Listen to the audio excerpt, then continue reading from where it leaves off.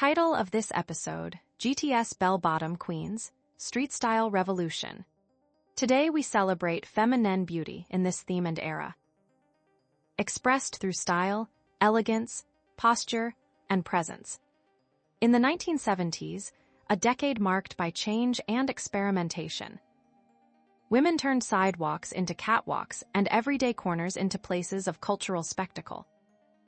Bell-bottoms were more than fabric flaring at the ankle. They were a bold announcement of confidence, freedom, and presence. Women in their bell-bottoms did not simply walk down the street. They radiated a kind of energy that made the era unforgettable.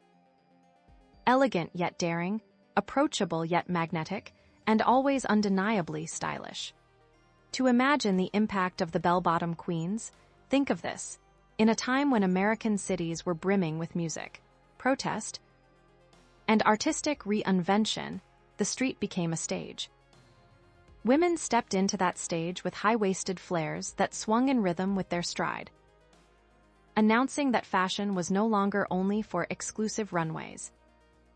Could a simple cut of denim really capture the spirit of independence and beauty of the decade? The answer, embodied in countless women who walked boldly in their bell-bottoms, was yes. Their clothing carried the weight of a social statement as much as it carried the curve of a silhouette. By the early 1970s, the world had shifted from the rigid formality of the 50s and the streamlined chic of the 60s into something more expressive. Women were at the center of this transformation, redefining what elegance meant in daily life. In New York, Los Angeles, London, and countless small towns in between, young women began appearing in pants that widened dramatically from the knee downward. It was no passing fad. It was a rebellion stitched into fabric. The decade itself was one of questioning authority, exploring identity, and embracing individuality. And women took that energy to the streets with bell-bottoms as their chosen banner. Magazines such as 17 and Vogue featured them prominently. But their real power lay in the way ordinary women wore them with confidence. The 1970s thus became a moment when feminine beauty was expressed, not through conformity but through the daring embrace of a broader, freer silhouette. Let us begin with the look itself.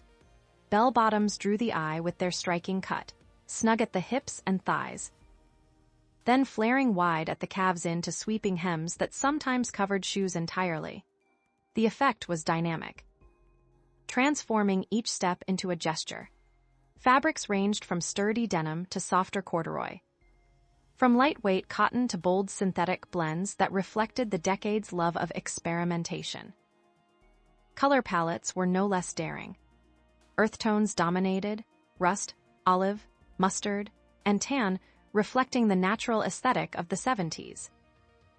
But equally present were vibrant hues, electric blues, bright reds, vivid purples, and the occasional gleam of metallic thread. Patterns played their part as well, from subtle pinstripes to loud geometrics, each contributing to a sense of movement and flair. Accessories were carefully chosen to harmonize with the bell-bottom silhouette. Wide belts with oversized buckles cinched the waist, drawing attention to posture and form. On feet, women often wore platform shoes, the extra height accentuating both the leg line and the dramatic flair of the pant. Jewelry leaned toward statement pieces, long beaded necklaces, large hoop earrings, and stacked bangles that echoed the rhythm of each step. Hairstyles were another layer of the look. Loose waves, feathered cuts, or natural textures celebrated with pride. These hairstyles were not mere trends, they were declarations of identity, complementing the sweep of fabric below. An interesting curiosity of the period came in 1972 when Levi Strauss & Co. officially introduced its line of Super Bell jeans. These designs featured even wider flares, some reaching 25 inches across at the hem, emphasizing the dramatic profile. Meanwhile, British designers like Ossie Clark incorporated bell-bottoms into more formal and artistic ensembles, showing that the style could move from street wear to evening wear. In both cases, women were the heart of the statement, wearing these designs not as costumes but as extensions of their presence. The look was not limited to casual settings. Women carried bell-bottoms into workplaces that were just beginning to open to greater female participation. A pair of neatly pressed flared trousers paired with a tailored blouse and scarf offered both professionalism and individuality. The movement of the fabric as they walked through office corridors subtly redefined what authority and elegance could look like. This was a silent revolution in posture and presence, no longer confined to skirts or dresses. Women claimed trousers as a legitimate garment of beauty and dignity, and bell-bottoms were their proudest variation. Every detail of the ensemble contributed to an aura that was both feminine and commanding. The flare at the hem mirrored the expansive attitudes of the decade. The colors reflected both earthbound chem and expressive daring. The accessories underscored confidence. And above all, the way women carried themselves in these outfits, straight-backed, purposeful, and full of life, made the bell-bottom look not just clothing, but a cultural signature. The story of bell-bottom queens in the 1970s is, therefore, not only about fabric and cut. It is about how women took the look into their own hands, wore it with elegance and authority, and turned it into an emblem of feminine beauty. And as we continue, we will see how this look did not end with fabric alone, but expanded into a culture that touched music, nightlife, and the rituals of everyday street life. Re-entering this story of the 1970s, we find once again that feminine beauty was at the center of the bell-bottom revolution: style, elegance, posture, and presence all stitched into every flared seam. To complete our exploration of the look, we must linger onto remarkable details that made women unforgettable in their bell-bottoms. The first was the way fabrics adapted to the body in motion. Denim clung firmly at the hips but released with a flourish at the knees, creating a sense of balance between control and freedom. Soft cottons, on the other hand, moved fluidly, swaying with each step, almost like fabric dancing in rhythm with the wearer. The second detail was the way women paired these trousers with tops that accentuated personality.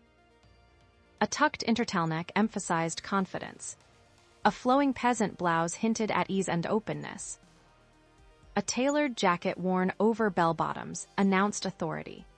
In each variation, women commanded attention not by imitating one another, but by expressing their individuality within the shared frame of the bell-bottom silhouette. The look, however, was only half the story. What made bell-bottom queens truly unforgettable was the culture they created around their clothing. To step into the streets of 1974, New York, or 1976, Los Angeles, was to enter a moving gallery of style. Sidewalks were alive, with women in flared pants, platforms clacking against concrete, jewelry glinting under street lamps. The city itself became a fashion show without invitation or ticket. In discos, the flare of trousers caught the colored lights, amplifying each twirl. At outdoor festivals, whitems brushed against the grass, mingling with the sound of guitars and the smell of summer air. The bell-bottom was not only worn, it performed. Everyday rituals bore its presence. In the classroom, young women arrived with notebooks tucked under arms and denim flares swinging as they took their seats.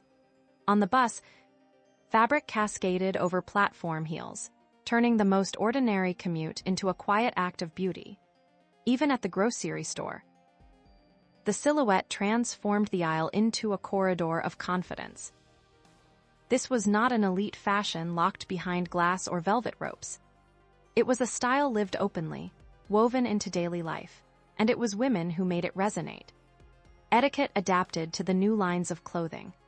A woman sitting down in her wide flares adjusted them gracefully, ensuring the hem spread evenly, a gesture that became part of her presence. Crossing a street meant that the fabric swayed in rhythm with the stoplights, a subtle choreography of urban life. And in workplace is that we're beginning to diversify in the 1970s. Flared trousers paired with silk blouses or sharply cut jackets allowed women to enter boardrooms with both authority and flair. What had once been dismissed as casual became, in their hands, an emblem of poise. The cultural weight of the bell-bottom cannot be separated from music. 1977 saw disco fever in full swing. And women stepping into clubs with glittered tops and sweeping flares transformed dance floors into theaters of light and movement. Soul, funk, and rock concerts brought other variations. A woman in embroidered denim flares at a Fleetwood Mac show, or in satin trousers at a funk performance, carried the visual identity of the decade into its soundscape. The connection was undeniable. The music amplified the clothing, and the clothing amplified the music. Magazines of the period, from 17 to Glamour, cemented the trend with full-page spreads. Yet the most enduring image was not on glossy paper, but on sidewalks. Women shaped the look as they lived it. The 1970s, after all, were years when youth culture claimed space, and when women, in particular, insisted on being seen and heard. In every neighborhood, one could find bell-bottom queens setting their own rhythm. Whether in small towns where local diners became informal runways or in cosmopolitan streets where crowds thickened, their elegance radiated outward. One could even say that the sensory memory of the decade is inseparable from these garments. Think of the swish of fabric brushing against another pair as women walked together. Think of the faint scent of patchouli or sandalwood perfume lingering as flared hems swept by. Think of the rustle of pages from a 1975 fashion magazine showing new variations of the cut, inspiring yet more women to embrace it. These are not abstract recollections. They are the textures of lived beauty, grounded in feminine presence. As the decade matured, bell-bottoms began blending with other styles, the high-waisted disco pant in shiny fabrics, the jumpsuit with exaggerated flares, the tailored suit with trousers cut wide at the hem. Each variation showed adaptability, proof that this was more than a fad. It was a vocabulary of style women used to write their own stories. And so, as we leave this culture of flared silhouettes, street rituals, and disco nights, one truth becomes clear. The bell-bottom queens of the 1970s were more than fashion icons. They were cultural architects, reshaping how women moved through the world. As we continue, we will see how their style rippled outward, leaving an impact that lasted far beyond its original streets and soundtracks. Once again, we return to the 1970s, and once again we celebrate feminine beauty expressed through style, elegance, posture, and presence in the form of the bell-bottom queens. The impact of this look cannot be overstated. Women in their bell-bottoms carried the style far beyond sidewalks and discos, spreading it through every channel of culture. Department store windows across the country displayed mannequins in sweeping denim, reflecting back the confidence that women projected in real life. Television shows of the mid-1970s, from variety programs to youth-oriented dramas, often featured female characters whose trousers flared wide at the ankle, signaling both modernity and approachability. Advertisements picked up the visual immediately, with magazine spreads showing women in bright flares leaning against cars, strolling with friends, or simply standing in confident poses. The influence was not contained to the United States.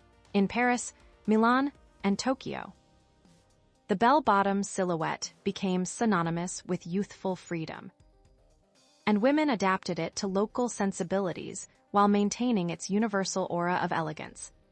This impact also shaped behavior and consumption habits. Women began to expect trousers designed with their bodies and movements in mind, rejecting the idea that elegance must always come in the form of a skirt. Shopping trips shifted toward stores that embraced denim or cotton flares, and entire production lines expanded to meet demand. Even cosmetics and hair trends aligned with the image. A bold lip color or soft eyeshadow palette was marketed alongside bell-bottom imagery, reinforcing the holistic picture of the modern woman: stylish, approachable, and confidently feminine. Importantly, this spread did not rely on moralizing or prescribing how women should look. It simply celebrated the presence they already embodied. The resonance of the style was not merely visual, it was emotional.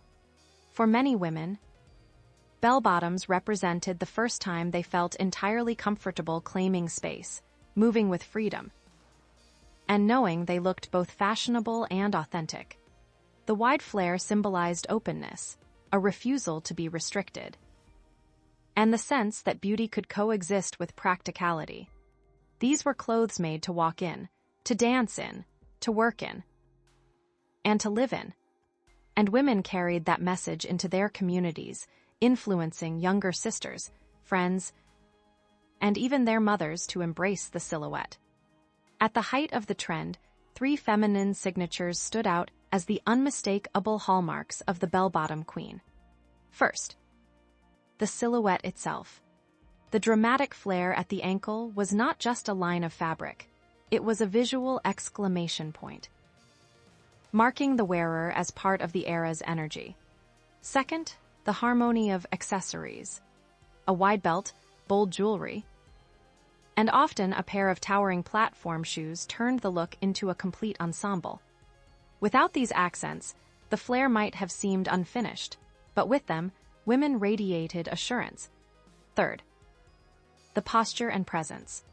Perhaps the most important signature of all, the way women carried themselves. Straight-backed, confident, with a stride that matched the sweep of the fabric. The garment alone was striking, but it was the feminine bearing that transformed it into beauty. These 3 signatures, repeated across countless streets, nightclubs, and offices, gave the bell-bottom queen her enduring power.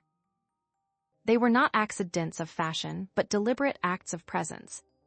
Why does this feminine beauty still resonate today? Because it reminds us that style is not only a matter of fabric and cut. It is a reflection of an inner attitude. The bell-bottom queens of the 1970s teach us that elegance can be bold, that posture can be expressive, and that beauty shines brightest when it is worn with confidence. They remind us that clothing becomes meaningful only when animated by presence.